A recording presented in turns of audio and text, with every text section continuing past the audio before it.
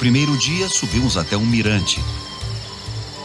Dali observamos, voando por cima das copas das árvores ou pousada na ponta do galho mais alto, a andorinha serrador, uma especialista na arte de devorar insetos voadores. Descendo para os andares mais baixos da floresta, um saí-azul macho segue catando frutos.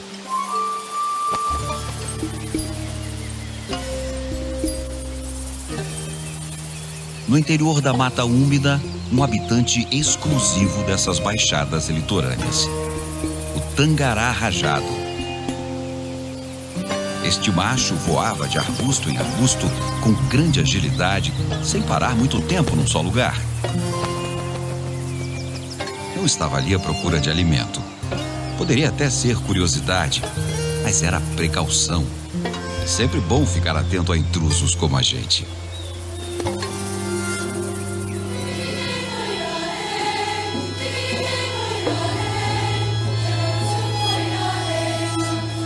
Mais adiante, passamos por árvores centenárias e pequenos córregos que descem o morro. No fundo deste vale, um pequeno rio corta a mata fechada. Num trecho rochoso desse riacho, a água construiu uma belíssima queda d'água, a Cachoeira do Jacuba.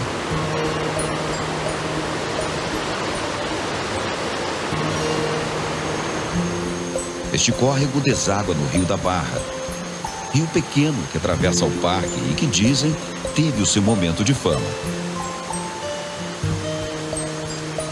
Por conta de suas águas avermelhadas, recebeu o nome de Brasil. Foi até retratado em mapas do início do século XVI.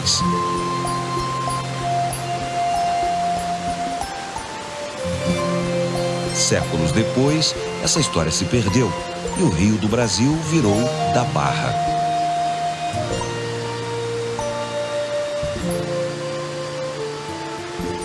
Perto de suas margens encontramos uma ariramba de cauda ruiva. Esta ave bela escolhe um galho exposto e fica lá, de olho nos insetos que passam. Ao localizar um, voa com muita rapidez, captura o bicho e retorna para o mesmo ponto. E fica assim quase o dia inteiro e nem liga pra gente andando por perto.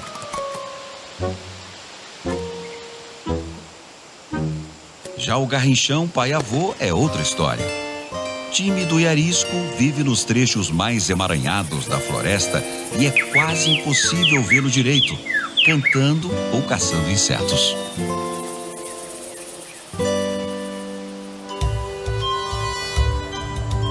As matas de tabuleiro estão entre as mais biodiversas do mundo, apresentando centenas de espécies de árvore por hectare.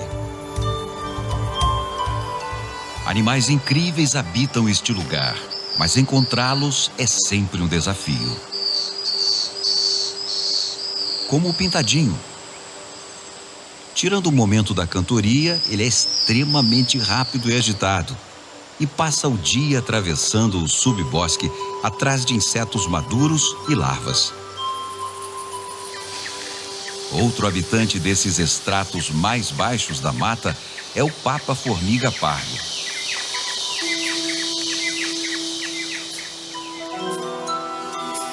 No dia seguinte, o tempo estava meio chuvoso e seguimos para outro ponto do parque.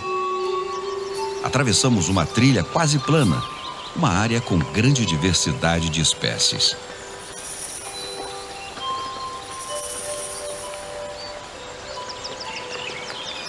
A trilha segue até uma poça de água cercada pela floresta. Dizem que aqui as antas se reúnem. Infelizmente, não conseguimos vê-las naquele período do dia. A chuva caiu e ficamos observando a beleza deste lugar.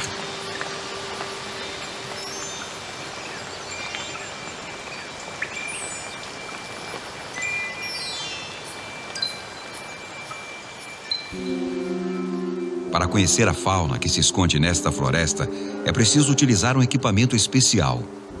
Com ele, revelamos a existência de várias espécies, como a onça parda, um gato mourisco e o veado mateiro. Este equipamento fotografou um animal que não esperávamos encontrar nesta região. Uma enorme onça pintada fêmea.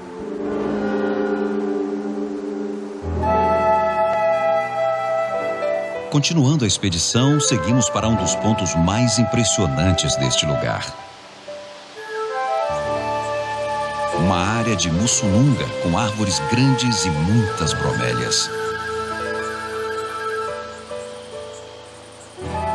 Apesar do solo arenoso, este ambiente não é salino como a restinga e é muito mais úmido. E nele surge uma vegetação de aparência extravagante, com gigantes e seres em miniatura.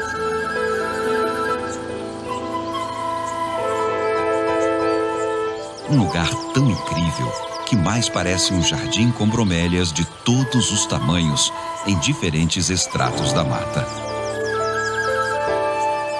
Inclusive uma espécie que atinge um tamanho gigante, que parece até pré-histórica.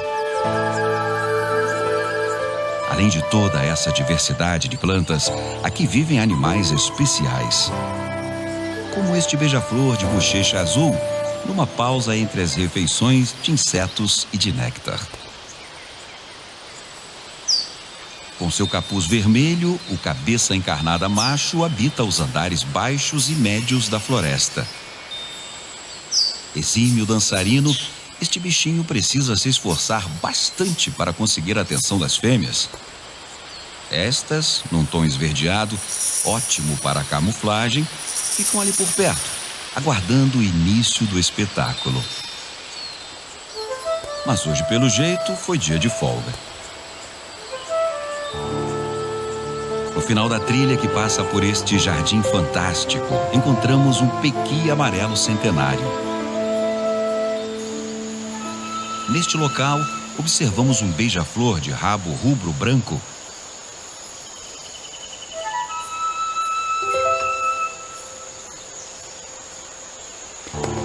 De repente, ouvimos o barulho de um galho se quebrando.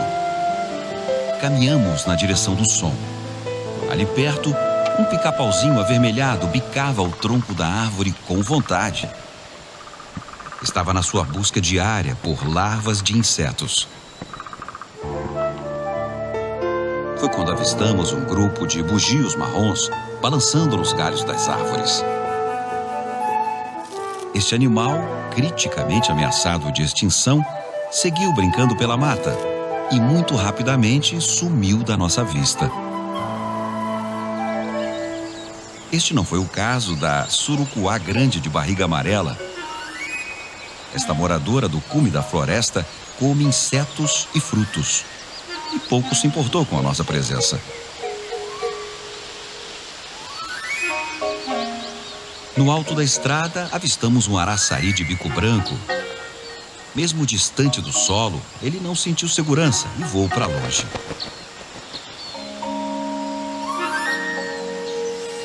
Entramos por dentro da mata em busca do ninho de uma ave fantástica. Era início da tarde e o silêncio tomava conta do ambiente. Não sabíamos se era a hora do dia ou se era respeito ou temor por esse animal poderoso. Mas o fato é que tudo estava bem quieto mesmo. Chegamos logo próximo de uma árvore monumental que se destacava em relação às outras. Lá estava o ninho da arpia, mas nele não havia ninguém. A arpia, ou gavião real, é a maior águia do mundo. Senhora dos céus das grandes florestas da América do Sul, se alimenta de animais grandes como macacos e preguiças. E precisa de grandes territórios florestados para sobreviver. Por isso, na Mata Atlântica, é um animal cada vez mais difícil de encontrar.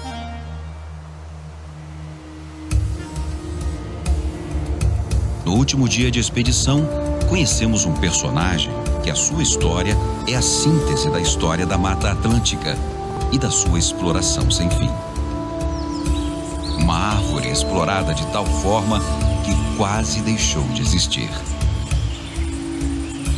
Da sua madeira dura se produz uma resina vermelha como brasa, como o Brasil, que encantou os europeus que aqui desembarcaram e que se transformou no primeiro ciclo econômico deste país e que deu o nome a ele. No meio do parque, árvores de todos os tamanhos e idades.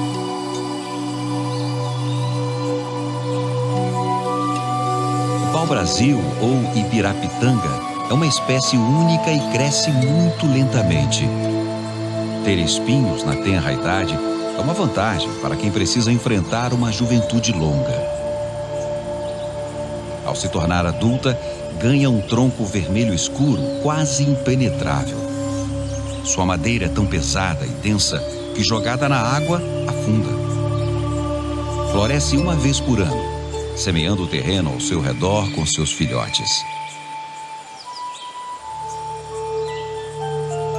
Como ela cresce bem devagar, um tronco um pouquinho maior já denota a idade avançada. E vemos nesta floresta várias árvores centenárias. Num lugar mais escondido, encontramos uma árvore majestosa. Seu tronco chama a atenção no meio da floresta. Estávamos diante de uma árvore que, quando ela nasceu, o Império Romano tinha acabado de cair. E este mundo novo era só um sonho. Ali, na nossa frente, estava um pau-brasil com 1500 anos.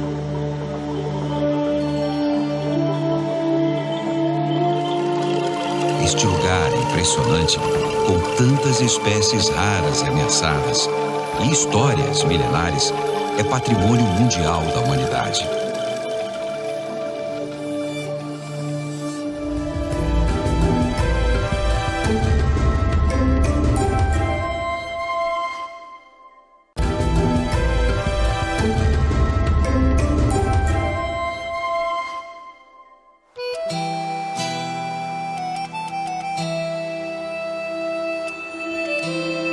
Quilômetros da costa, um conjunto de maciços antigos, alguns com mais de 1000 metros de altitude, formam as serras do Javi, dos Coatis e das Lontras.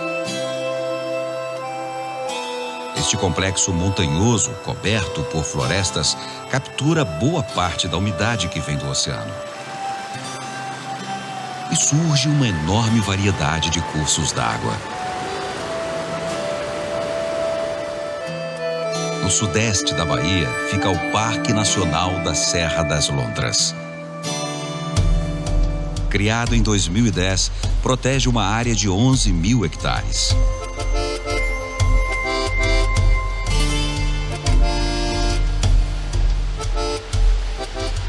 No primeiro dia de expedição, seguimos para a face sul da serra.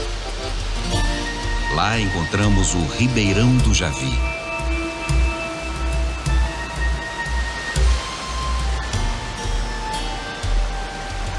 No meio da mata fechada, o ribeirão fica bem acidentado e surge um paredão de pedra por onde a água escorre.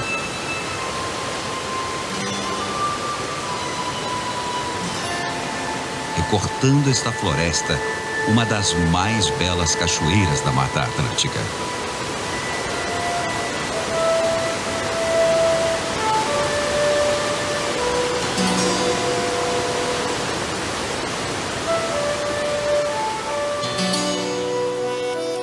O clima desta região montanhosa é bastante instável nesse período do ano.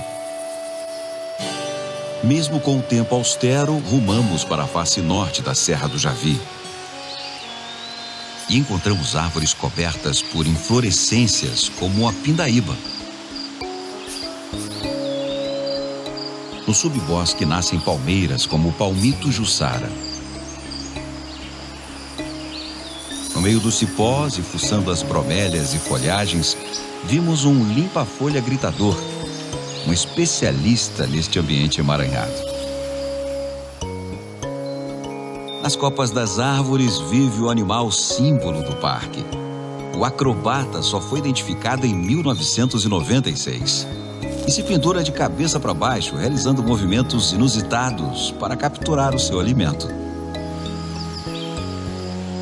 Mais para frente encontramos árvores poderosas, como o anhaíba. Perto, um estranho fungo aparece no solo úmido da floresta.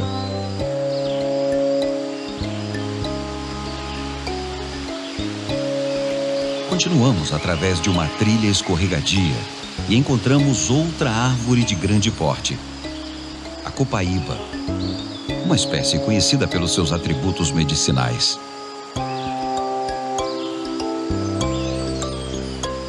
Não muito longe dali, o tronco vermelho de um araçá sobressai na floresta.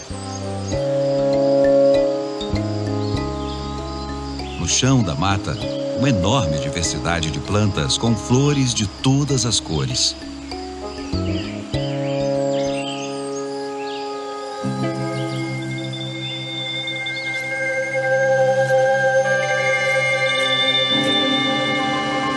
A trilha segue até o Ribeirão das Palmeiras e uma bela cachoeira.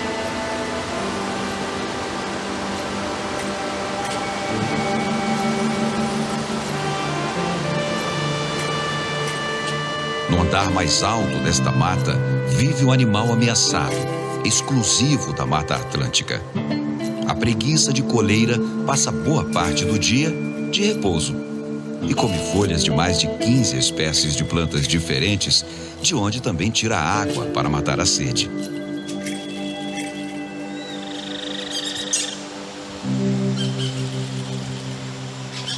Perto do fim do dia, os pássaros se reúnem no alto das árvores, como um bando de tiribas de orelha branca.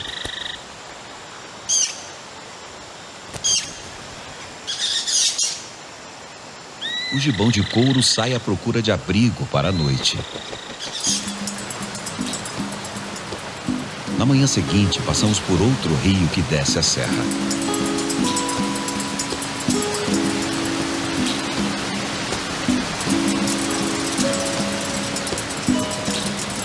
O braço norte do rio Una nasce no meio de uma floresta imponente, com uma biodiversidade impressionante, ainda pouco conhecida.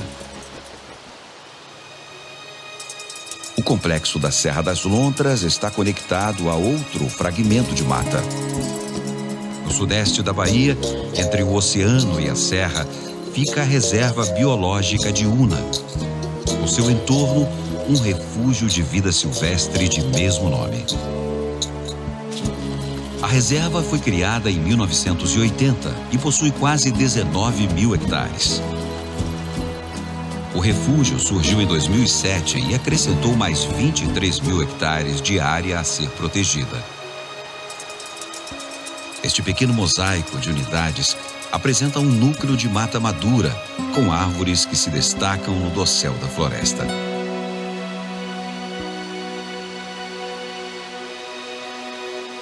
Em volta, uma grande área de Mata Atlântica em recuperação, pastos e plantações de seringa, cacau, entre outras.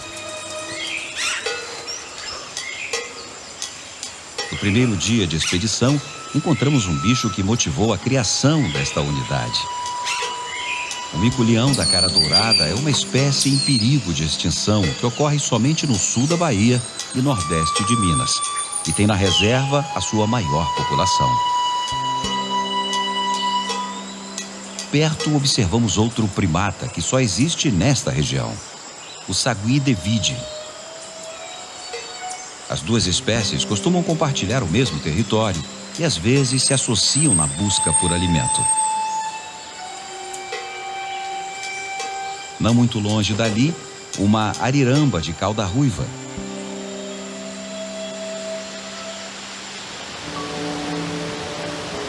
Dentro da unidade, fomos até a beira do rio Maruim.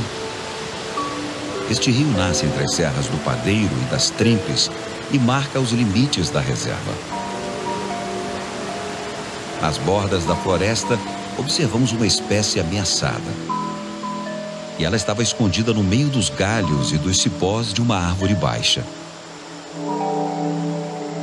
Uma jovem fêmea de ouriço preto. Se não fosse o radiotransmissor em seu pescoço, dificilmente a encontraríamos. Este roedor tem hábitos noturnos e parte do corpo é coberta por espinhos. São animais solitários, lentos e silenciosos, especializados em comer folhas. Não muito longe, encontramos outra fêmea, provavelmente a mãe da primeira. As fêmeas desta espécie dão à luz a um filhote de cada vez, e logo cedo, mãe e filha se separam.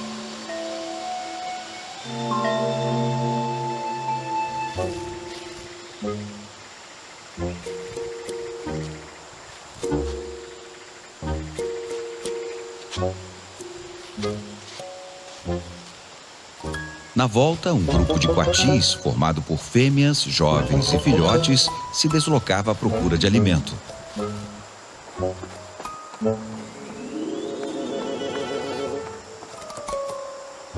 Diurnos e curiosos, aqui são ariscos e logo desapareceram na mata.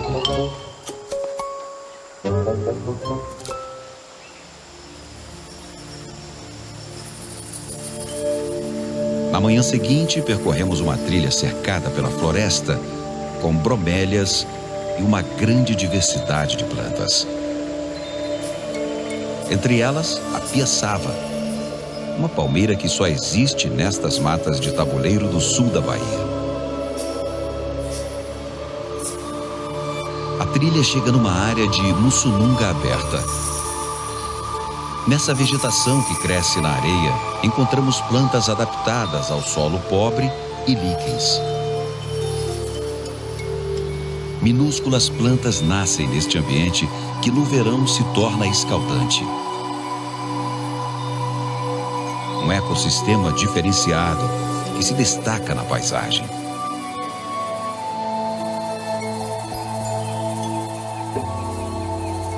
Voltamos ao local do primeiro dia da expedição. Por conta da destruição da floresta e da caça, muitos animais de grande porte desapareceram. Apesar disso, ainda encontramos espécies como o caititu, que anda sempre em bandos, e o guigó, outro primata raro e ameaçado, exclusivo destas matas. Com câmeras espalhadas pela reserva, os pesquisadores conseguiram identificar várias outras espécies, como o gato maracajá, a irara, o tamanduá-mirim e o jupará.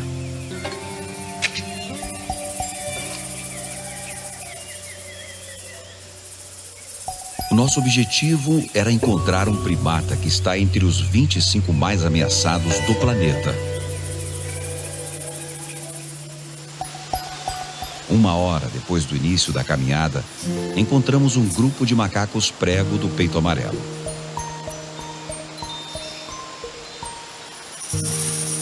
O grupo tem mais de 15 indivíduos, entre machos, fêmeas e filhotes. Uma parte se concentrava na catação, uma atividade social importante para manter a coesão do grupo.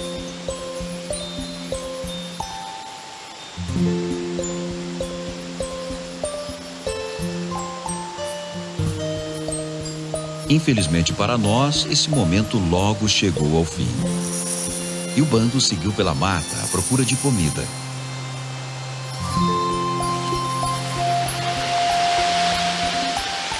Foi difícil acompanhá-los.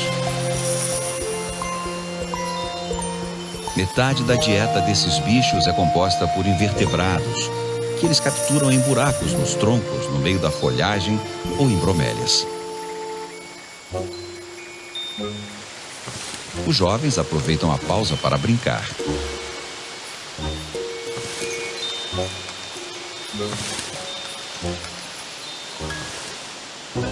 Esses macacos consideram os humanos uma ameaça. E não é à toa.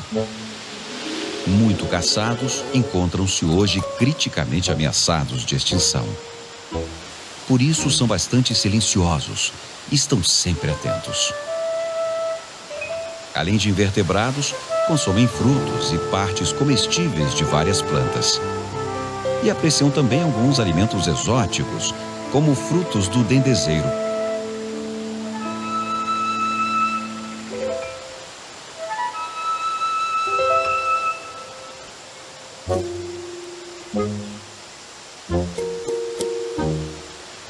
Após se fartarem com os frutos dessa planta, o grupo atravessou o rio Maruim.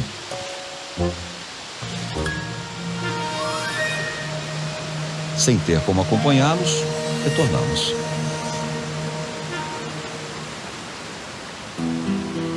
Após descer a serra e atravessar a baixada, o rio Maruim encontra o Una perto do oceano. E neste ponto, a reserva e o refúgio chegam às areias da praia. Serra das Lontras e Una formam um importante corredor de florestas e compartilham espécies ameaçadas que precisam de áreas grandes para não se tornarem extintas no futuro próximo.